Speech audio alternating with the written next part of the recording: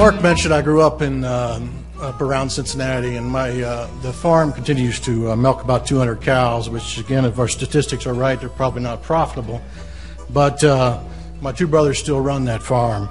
I started with Deere as really related to the livestock industry by being a design engineer on self-propelled forage harvesters, specifically the metal detector that was on self-propelled forage harvesters.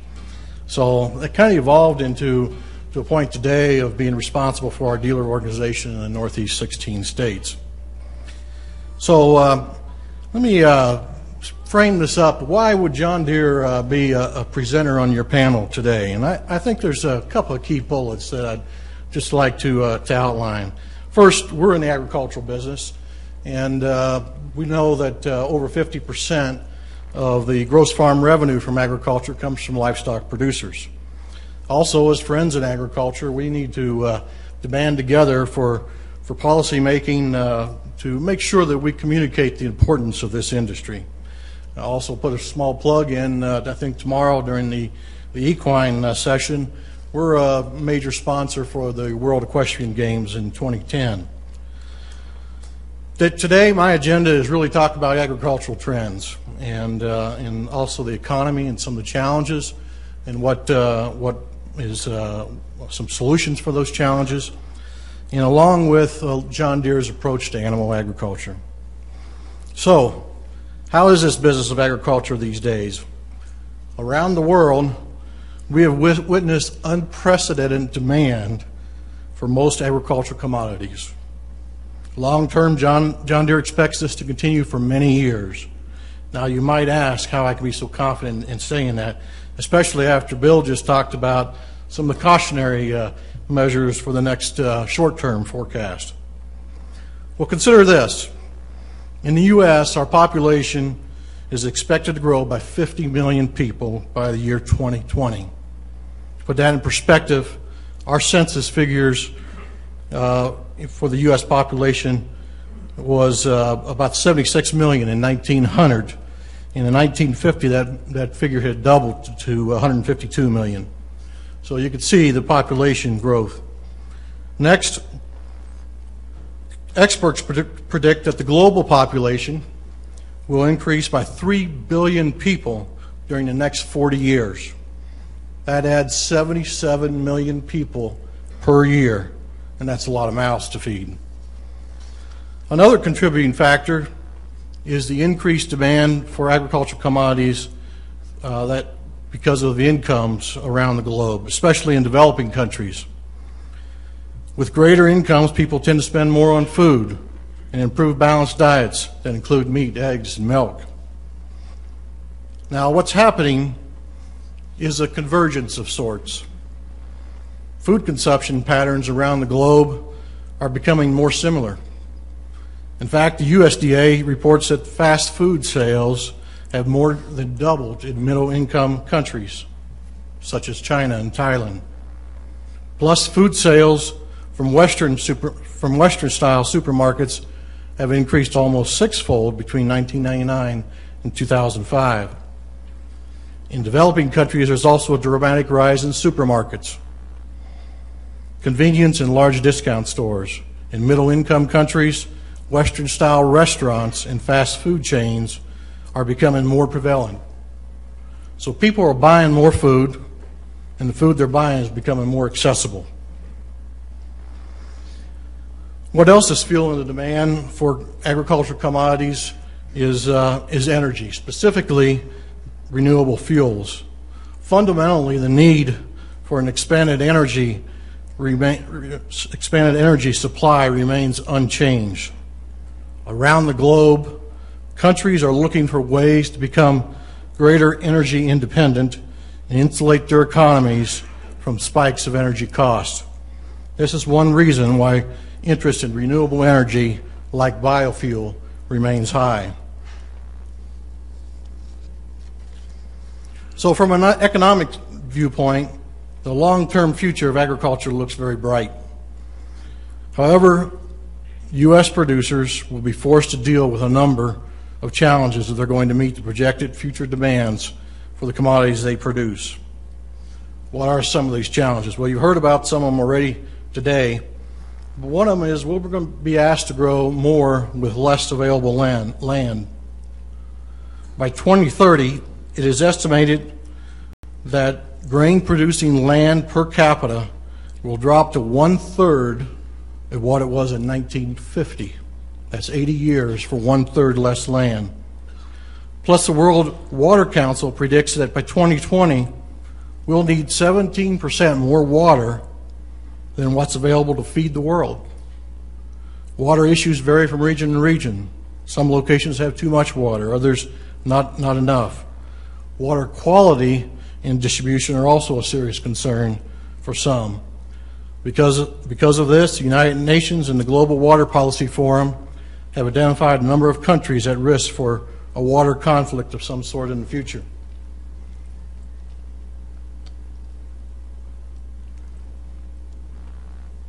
Producers will have to deal with the effects of the economic slowdown that started in late 2007. USDA attributes most of the slowdown to high fuel and commodity prices and the tighter credit due to the home mortgage crisis, as we just heard. This also impacts the prices for commodities. By the end of last year, oil and commodity prices had retreated somewhat. With falling commodity prices and increased production costs, questions are now being asked about our nation's farmers and ranchers' ability to repay operating loans. With the credit crunch have much of an impact on producers' availability to get financing. Well, Bill just talked about Farm Credit's willingness to fund. Today, most of the banks in non-metro areas are healthy, and we'll just have to see how this all plays out. Producers will be forced to manage increased production costs and feed costs. This is an ongoing challenge that we always hear about. In fact, experts suggest that when commodity prices are low, one solution to manage higher input costs is technology. It can play a key role to meet that challenge head on. Feed ration alternatives and shortening time in feedlots are possible solutions for livestock producers. In the short term, existing technology must be improved to make it as efficient as possible. In the long term, new technology breakthroughs are certain to happen. Producers and agribusinesses will need to do a better job of managing this technology in order to maximize its potential. This includes improved genetics, health management of animals, and improved efficiencies in livestock management. Producers have to deal will have to adapt to political agendas from a new Congress and a new president. The president's published rural plan focuses on 4 key points. 1, ensure economic opportunity for family farmers. 2, support rural economic development. 3, promote rural America's leadership in renewable energy. And 4, improve the rural quality of life. These initiatives may impact future legislation, but to what extent is yet to be seen. Will there be a shift in trade policies? How rigorous will the current trade agreements be enforced? Will new markets open up? What changes are in store for waste management documentation? How will animal confinement changes impact livestock producers? What position will the administration take on food safety? New energy policies will also likely have some impact on commodity demand. For now, we must just take a wait-and-see approach to see how these and deal with these issues as they rise. Producers must be able to effectively manage environmental issues, concerns, and regulations on a local, a regional, and a national level. For us, our involvement deals with new emission standards for Tier 4 that are on the way and to be implemented by the year 2014. These regulations require a 90% reduction in diesel particulates and a 50% reduction in oxides of nitrogen from our previous Tier 3 requirements. A tremendous amount of R&D for John Deere today is going into engine technology. But that's not all. Producers are also continually being pressed to provide detailed documentation of their crop and livestock production practices. These types of regulations will likely impact producers in the agribusinesses that serve them. Livestock producers will need to seek for solutions that reward them for the detailed practices, such as turning the product into a brand. So how will U.S. farmers and livestock producers possibly handle all these challenges and still make a good living? Let's look at some of the ways we can deal with them. According to a recent report measured our country's agricultural sustainability during the past 2 decades, production agriculture has actually become more increasingly efficient and now relies on fewer inputs to produce more. The same report says that energy use per unit of output is down in corn, soybean, and cotton production by nearly 1/2. Irrigated water per unit of output has also dropped by 25%.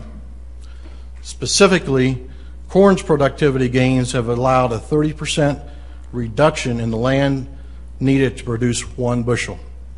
Plus, the average amount of irrigated water being applied per acre has dropped significantly. These are all very positive trends. Significant yield increases are also on the way. It's been happening. In fact, Monsanto predicts world yields will double by 2030 thanks to biotechnology advances through breeding and transgenics. Pioneer Hybrid foresees a possible yield increase of 40% in the next 10 years. Near-term developments regarding nitrogen and drought-resistant seed will also play a role in increasing crop yields. Higher production costs offer another challenge that will not go away. Fortunately, there's a great deal of available technology today that can lessen the negative impact on producers' bottom line profits. Take, for instance, satellite assisted vehicles.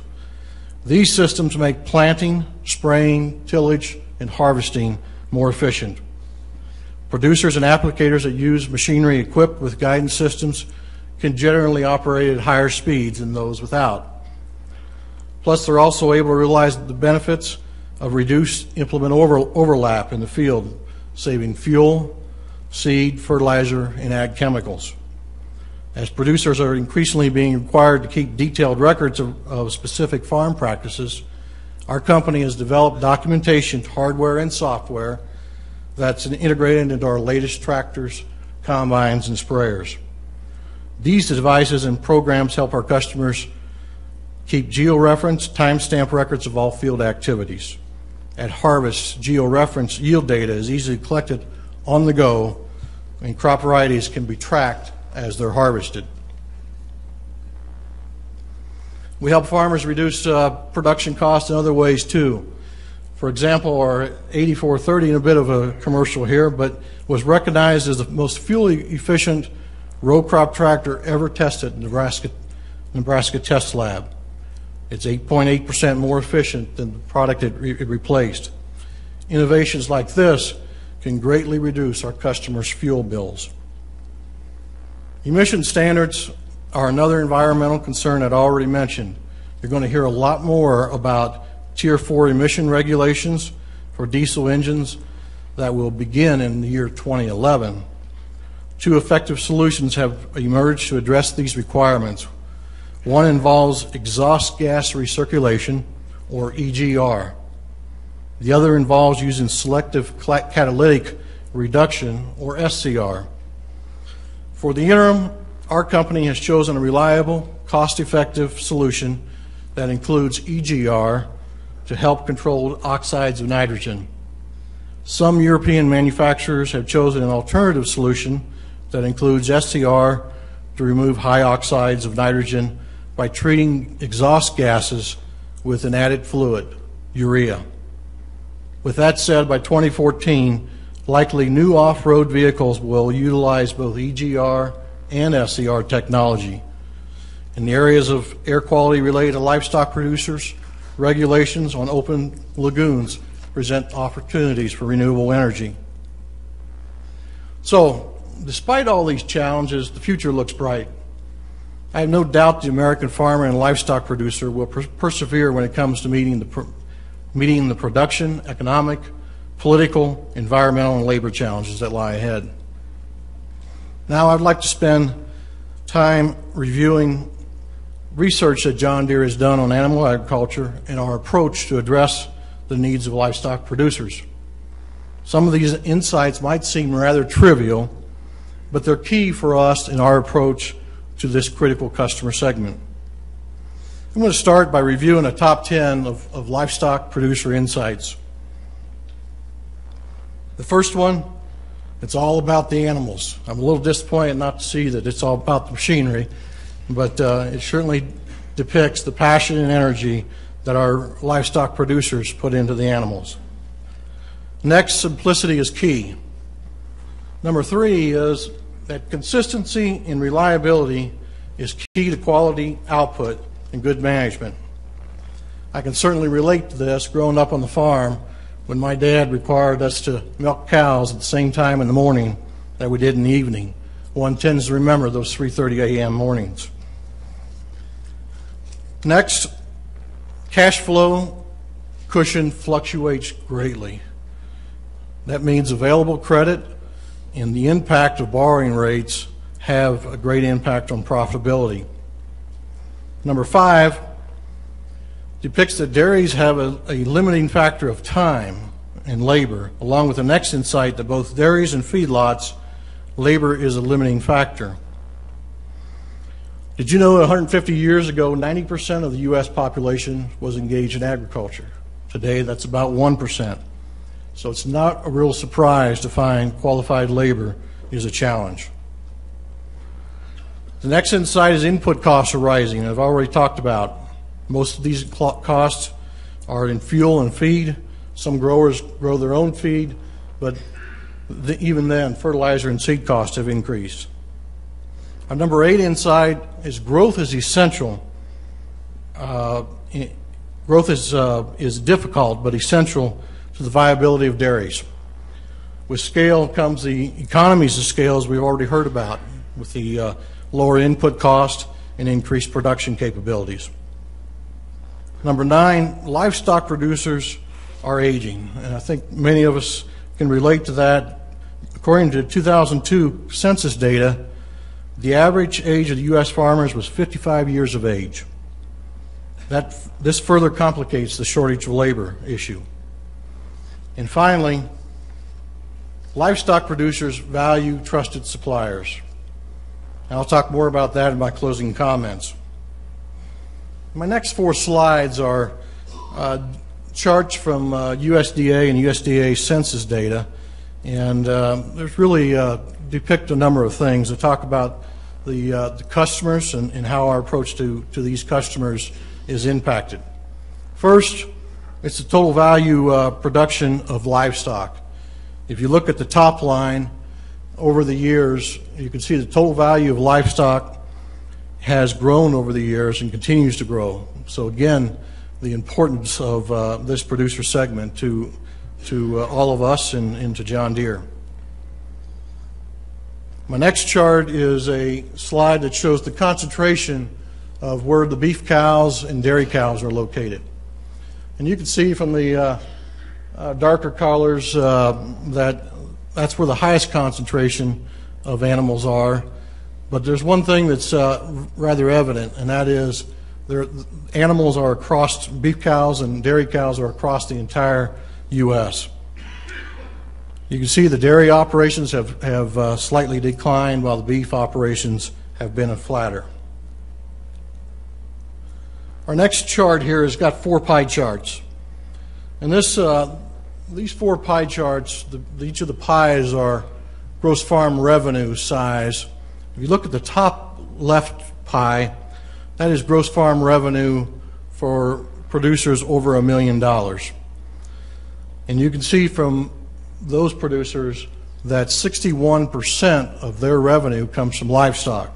So again, the importance of the livestock producer to the farm, to the whole farm business. And if you look at each of the pies, livestock is with all of our producers, whether they're large or small. My last chart really says these animal producers, these livestock producers, also grow feed, grow a lot of crops. And it shows a percent of different crops that are being harvested by each of those livestock producers. So that kind of brings us to some research that was recently done, and some of these are rather trivial again, but these are needs that in many cases are not fully met by our cattle producers, or at least we have some opportunities. I've actually bolded 3 of them that have come through here that today we are directly involved with as John Deere. Several years ago, for example, we started offering Frontier products branded as Frontier brand, and today we offer over 500 models of products that meet the needs of various customer segments, including products aimed at livestock producers such as manure spreaders, bale processors, feeders, loader attachments, and various hay tools, all aimed at completing solutions for our John Deere branded product.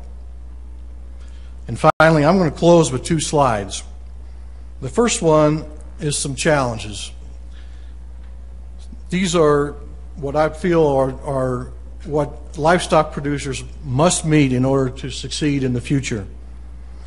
First, it's essential to manage the health and performance of individual animals.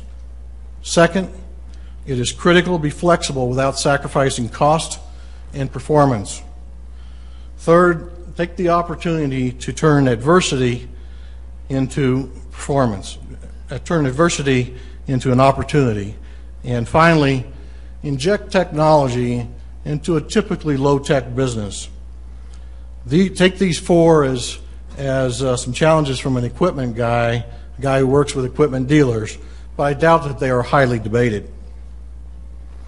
And finally, as I promised, some key approaches that John Deere is using to meet the needs of livestock producers. Under the first bullet, we design, build, and supply a wide range of equipment that's widely known, both branded as John Deere and Frontier. And we'll continue to leverage this along with our strong dealer base to meet livestock producers' needs.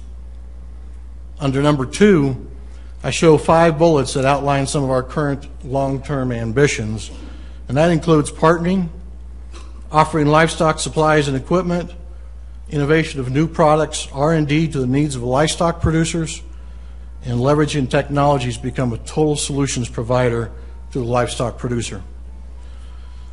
And last, above all, we want to be that trusted supplier that understands the challenges and needs of the livestock producer.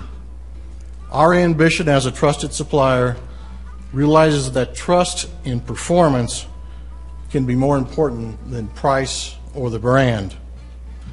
We need to be a solutions provider and not just a product supplier.